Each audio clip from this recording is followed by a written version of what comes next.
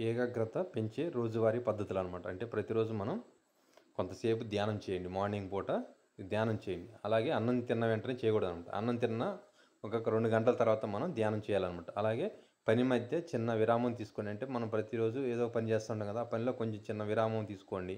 అలాగే ఒకేసారి ఒకే పని పూర్తి చేయండి. ఏదైనా పని అనుకుంటే అది ఎమ్మటనే అయ్యేటట్టు చూసుకోండి. ఆ రోజే పూర్తి అయ్యేటట్టు చూసుకోండి. తగినంత నిద్ర ఉండేలా చూసుకోండి. రాత్రిపూట 7 గంటల నిద్ర తప్పనిసరి.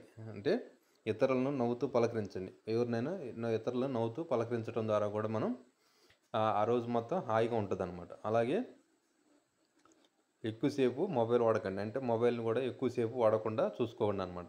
అలాగే ప్రకృతిని ఆస్వాదించండి. మనం ప్రకృతిని ఆస్వాదించాలంటే ప్రకృతి అంటే మొక్కలు ఉంటాయి కదా! వాటితో మనం అలా వాటిని చూసుకుంటూ ఆ ప్రకృతిని ఆస్వాదించడం ద్వారా మనం ఒత్తిడిని తగ్గించవచ్చు అనమాట. అలాగే సేవ్ వాటర్ అండ్ నేచర్ అంటే మన ప్రతి ఒక్కళ్ళు వాటర్‌ని మరియు నేచర్‌ని కాపాడుకోవాల్సిన బాధ్యత మనది.